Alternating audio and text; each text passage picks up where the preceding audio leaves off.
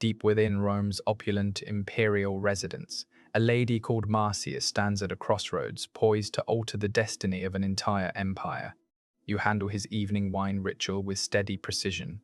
For nearly a decade, it's been the same vessel, the same gestures, the same ruler. He is Commodus, sovereign of Rome. And this evening you've learned he plans your demise. A young lad slipped you a slate just moments ago. This child, Commodus, the leader's cherished attendant, spotted it abandoned on a surface and grabbed it unknowingly. You scanned it a roster of those slated for elimination at first light. Your name tops it. Time is slipping away, for when that figure emerges from his soak and spots the dread in your gaze, the quiver in your grip, he'll sense it, and you'll vanish before dawn breaks. On the eve of December 31, 192 AD, three individuals within the royal quarters uncovered that the emperor had decreed their termination. Their actions in the ensuing hours would conclude one of Rome's most savage eras.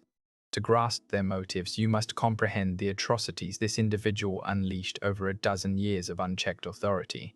I am the historian fact, and this is the unvarnished truth. Many recall Commodus from the film Gladiator, yet that portrayal was toned down for audiences. The actual figure was infinitely more monstrous. For raw historical accounts, subscribe and tap like, as the details ahead may unsettle you. Envision a youngster in the lavish royal home, aged 11, enveloped by luxury, precious metals, and attendants who kneel in silence. His parent is Marcus Aurelius, the thoughtful leader revered across civilizations. The lad enters his wash, but the liquid lacks warmth. A typical youth might grumble. This one commands the aide accountable to be hurled into the blaze warming the fluid. At 11, he's mandating a person's fiery end over tepid water. The staff realizes the youth lacks execution power yet, but they foresee his future rule, so they adapt. They toss sheep parts into the flames. Fibers ignite, grease sizzles and pops. The odor of charred meat wafts through passages. The boy inhales it, halts, affirms inwardly, and relaxes further into his soap. He thinks a human perished in agony on his command, feeling only contentment that the issue is resolved. That youth is Commodus, and this incident isn't a shift, it's an unveiling. The viciousness isn't emerging, it's innate, biding time until protections falter. Marcus Aurelius recognized this, devoting his existence to self-control, ethics, and impulse restraint. He enlisted top thinkers to tutor his heir. He brought the boy on war expeditions, expecting duty to mold him. It all failed. Cassius Dio, a survivor of the era, noted that Marcus Aurelius's sole regret was, despite optimal upbringing, profound letdown in his offspring. When Marcus Aurelius passed in 180 AD, his heir was 19. From then, no facades remained. No safeguards shielded society from his essence. Commodus shunned ruling Rome. He craved adoration from it. He truly thought himself Hercules reborn. He decapitated Nero's massive 100-foot statue and affixed his likeness, crafted as the legendary figure. He rebranded the city in his honor, rechristened the legislative body, altered calendar months. He proclaimed divinity and insisted the realm revere him accordingly, but words alone sufficed not. He sought demonstration. The venue? The grand arena. He battled in the Colosseum more than 700 occasions, each contest manipulated. Foes wielded timber arms or none, some sedated, others restrained. Commodus clashed with genuine blades against doomed adversaries, and he billed the state 1 million sesterces per outing, 700 million bled from a faltering domain. Yet funds weren't the gravest toll. The senator's obligation was. Commodus compelled all lawmakers and commanders to witness his displays. They occupied prime seats, mandated not to applaud but intone, precise verses, drilled, compulsory. Cassius Dio preserved the chant, "You reign supreme, foremost among humanity, blessed beyond measure, victorious now and eternally, Amazonian conqueror, triumphant." Ponder that. You're a Roman legislator. You've led forces, overseen vast territories.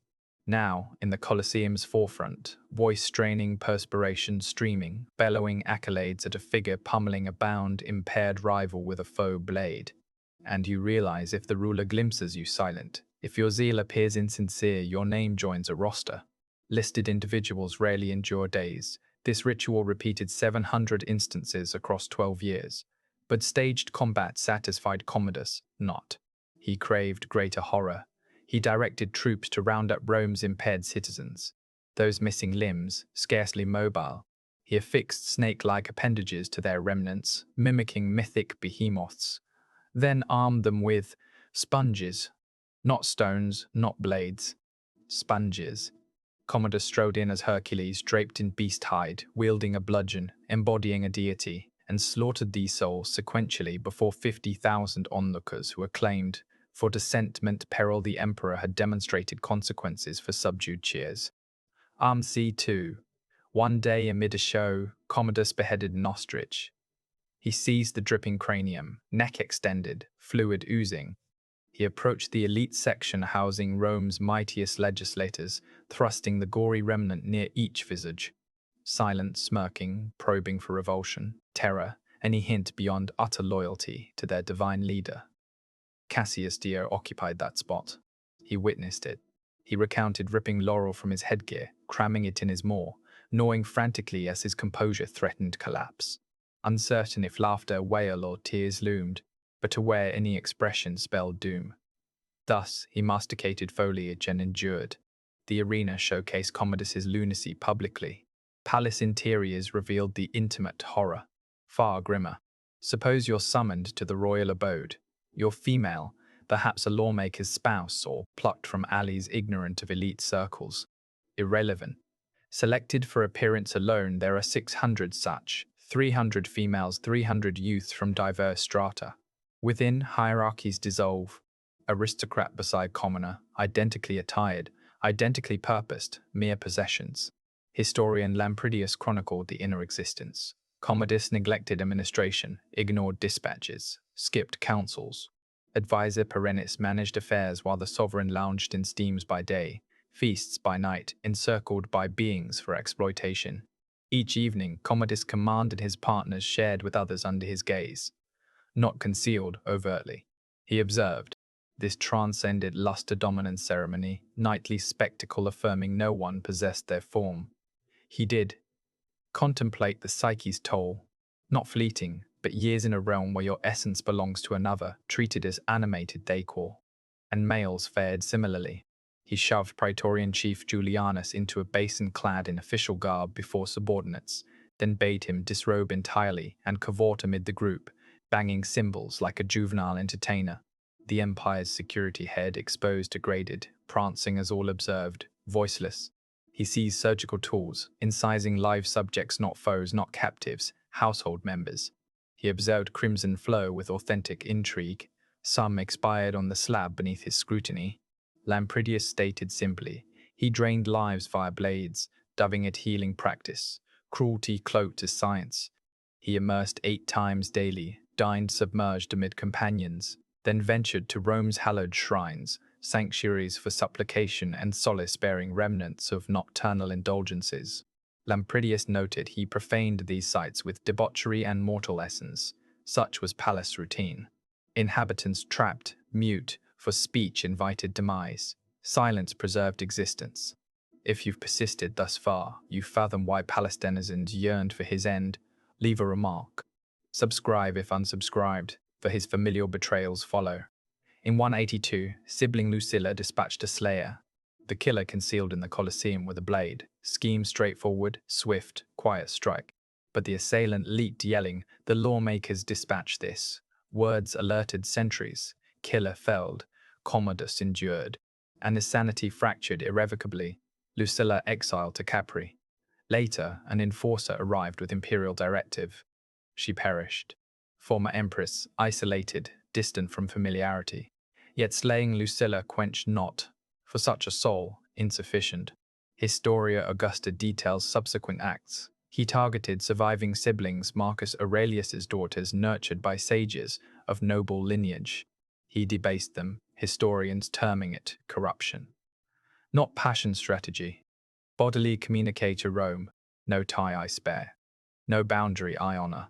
If distant to kin and vision of fate, then he chose a partner, dubbing her after Mother Faustina, bedmate bearing progenitor's title. Intentional erosion of mental divides. Spouse next. Bertia Crispina withstood decade alongside, Decade observing entrance vanish. Decade of hush, compliance, dread.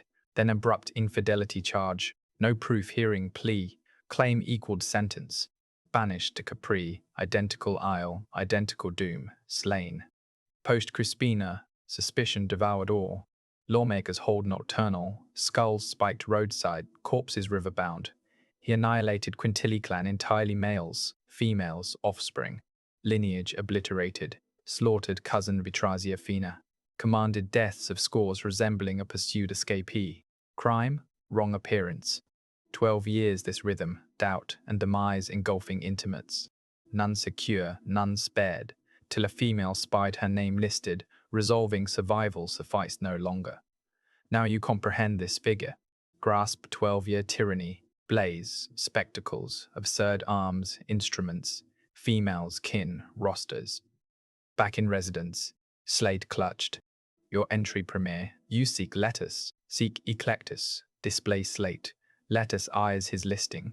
Praetorian commander, witness to list fate's spiked heads, watery graves, lineages ruined. Knows no dawn survival if roster activates. Eclectus peruses silent.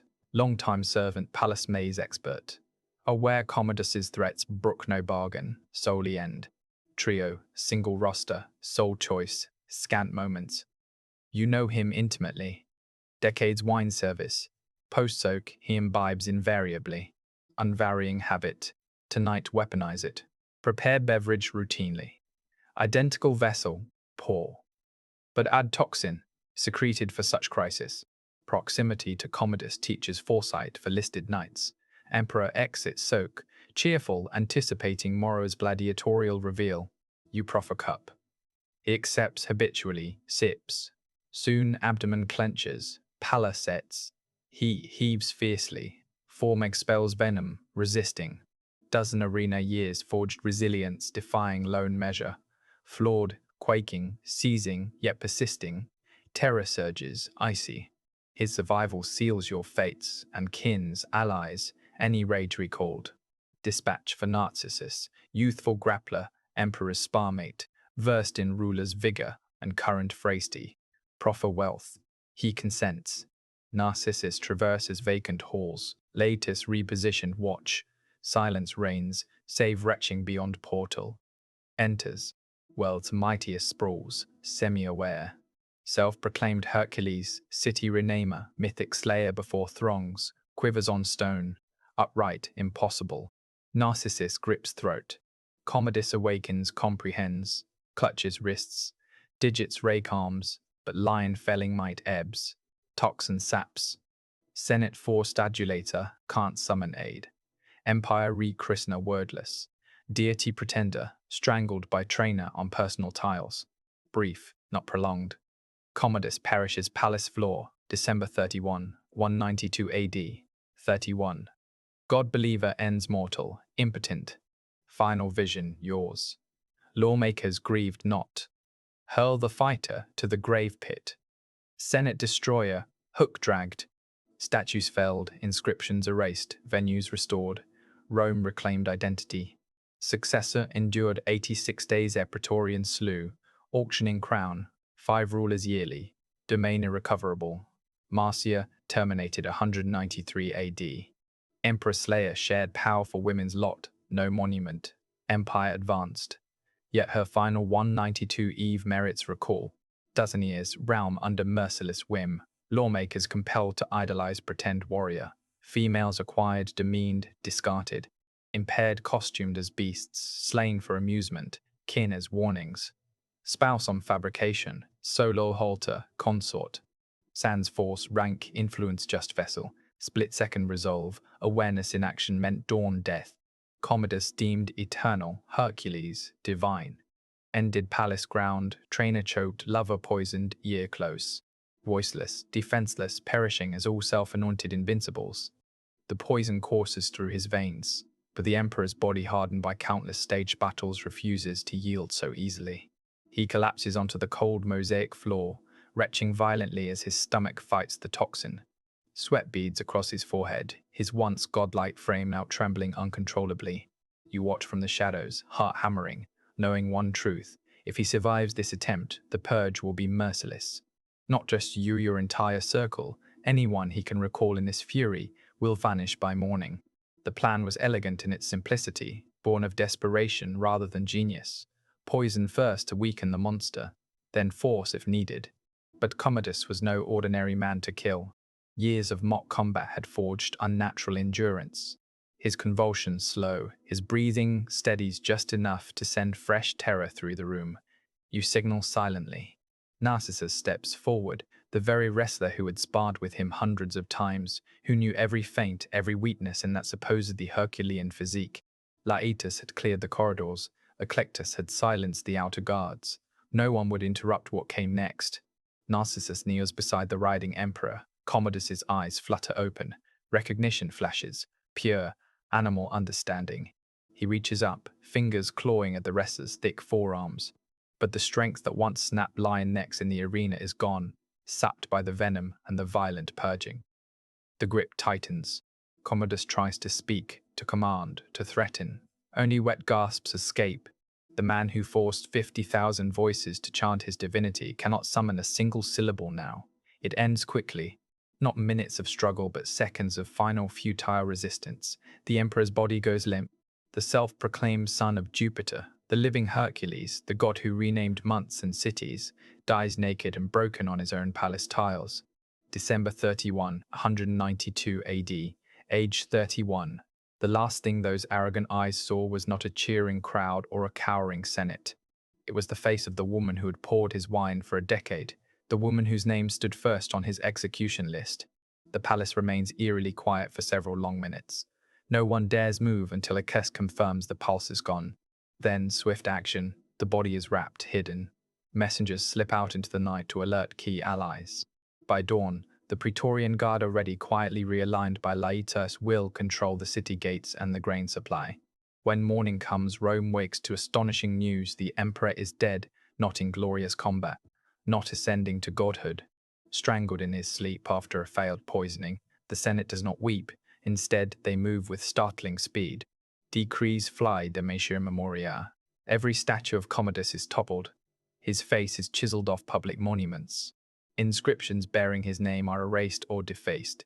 The colosseum fights he loved so much, renamed back to their original honorifics. The city he tried to call Commodiana reverts to Roma. The months he renamed after his own titles and family return to their ancient calendar. One senator is said to have shouted in open session, "Cast the gladiator into the burial pit. He who destroyed the Senate, let him be dragged by hook through the streets." The people, long silent under terror, now cheer the news in the forums. Bred riots that had simmered for years suddenly quiet as hope flickers, but the relief is short-lived. Pertinax, the elderly senator chosen to succeed him, lasts only 86 days. The Praetorians, furious at losing their lavish donatives, murder him and then auction the imperial throne to the highest bidder. Didius Julianus wins with a massive bribe. 5 emperors will rise and fall within 12 months. The year of the 5 emperors begins. The empire, already bleeding from Commodus's extravagance and paranoia, staggers toward the chaos of the Severan dynasty. And Marcia, the concubine who chose poison over passive death, she survives the immediate aftermath barely. But in 193 AD, under the new regime, she is arrested and executed. The woman who ended one of Rome's worst tyrants meets the same fate as so many others who briefly touched real power in that brutal world. No statue rises for her. No holiday commemorates her courage. Rome simply moves forward, burying the memory of both the monster and the woman who stopped him. Yet her decision on that final night of 192 AD deserves to live in history. For 12 long years, an entire civilization existed at the mercy of a man who showed none. Senators forced to scream scripted praise while he butchered chained opponents. Women and youths collected like furniture, used and discarded at whim. Disabled citizens dressed as mythic monsters and clubbed to death for sport. His own blood sisters violated as a deliberate message of absolute dominion. His loyal wife banished and killed on fabricated charges.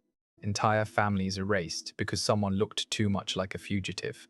And the only force that finally ended it was not an army, not a rebellion, not a great philosopher or general.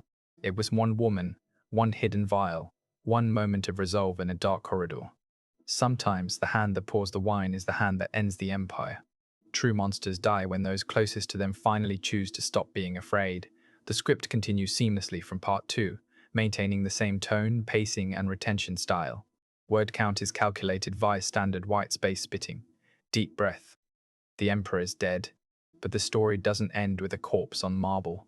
What followed that final frantic night reveals just how deeply Commodus had poisoned Rome itself, not with a single vial, but with 12 years of fear, spectacle, and absolute caprice. The city that awoke on January 1st, 193 AD, was not the same one that had gone to sleep. For the first time in over a decade, people spoke his name without lowering their voices. Whispers in the Suburra turned to open conversations in the forum. Slaves exchanged glances that no longer carried terror, yet beneath the relief ran a current of uncertainty. Everyone knew removing the head does not instantly heal a body that has been slowly bleeding. Pertinax, the successor hand-picked in the chaotic hours after the strangling, was a respected senator of advanced years, honest, frugal, a contrast in every way to the man he replaced. He immediately began undoing Commodus's most visible excesses. He cut extravagant court spending, recalled soldiers from unnecessary postings, attempted to restore discipline to the Praetorian Guard. For 86 days, he governed with the earnestness of a man who believed Rome could still be saved. Then the Praetorians, accustomed to the lavish bonuses Commodus had showered on them, decided they preferred gold to reform. On March 28, 193 AD, they stormed the palace. Pertinax faced them unarmed, delivered a short speech reminding them of their oath and duty. They cut him down where he stood. His head was paraded on a spear through streets that had cheered his ascension only weeks earlier. What happened next was unthinkable even by Roman standards. The Praetorian Guard, supposed protectors of the emperor, opened the throne to auction. Two bidders emerged in the palace courtyard: Sulpicianus, father-in-law of the murdered Pertinax, and Didius Julianus, a wealthy senator. Julianus won with a bid of 25,000 sesterces per soldier, roughly 5 years' pay for an ordinary legionary. He purchased the empire like a villa at auction. The Senate, under duress, confirmed him. The people, watching from rooftops and alleyways, pelted his procession with stones and shouted insults no one had dared utter aloud in 12 years. Julianus lasted 66 days. By June, legions in Pannonia, Britain, and Syria had each proclaimed their own commander-emperor. Septimius Severus marched on Rome from the Danube. Pescennius Niger and Clodius Albinus raised their own banners. The year of the 5 emperors had begun. Civil war engulfed the provinces. Severus eventually triumphed, but the damage was done. The precedent of buying the purple had been set. The Praetorians would never again be loyal for loyalty's sake. The imperial system, already strained by Commodus's extravagance, paranoia, and neglect of the frontiers, now staggered toward the military anarchy of the 3rd century. And what of the 3 who orchestrated that New Year's Eve killing? Laetus, the Praetorian prefect who had cleared the corridors, was executed in 193 under Didius Julianus, accused, perhaps correctly, of still holding too much independent power. Eclectus, the chamberlain who had stood silent while reading his own death warrant, disappears from the record almost immediately after the assassination, likely killed in the early purges that followed. Marcia, the woman whose name topped the list, who chose poison over waiting for dawn, survived longest. She was still alive when Septimius Severus entered Rome, but the new emperor, eager to distance himself from Commodus's inner circle while simultaneously claiming continuity with Marcus Aurelius, through his marriage to Julia Domna, ordered her arrest. In late 193 or early 194 AD, she was executed strangled, according to some accounts. No trial, no public spectacle. Just another name quietly removed from the ledger. The woman who had ended 12 years of terror died the way most who wielded real influence in that era died, swiftly, privately, and without monument. Empires do not fall because of one madman. They fall because everyone around him chose silence for too long. History remembers the tyrant. It rarely names the hand that finally stopped him. If you've stayed until this final act, if the full arc of Commodus's cruelty, his grotesque arena performances, his palace of degradation, his familial betrayals, and the desperate midnight plot that ended him has left you unsettled, then drop a like. It costs nothing, but it tells millions more people that this kind of raw, unfiltered history still matters. Subscribe to the Historian Fact if you haven't already. Turn on the bell so you never miss the next descent into the shadows of the past. Comment below. Which Roman emperor's story should we tell next? Caligula's depravity, Nero's fire, Elagabalus's excesses, or someone else entirely? I am the Historian Fact. This was the true, unvarnished reign and fall of Emperor Commodus.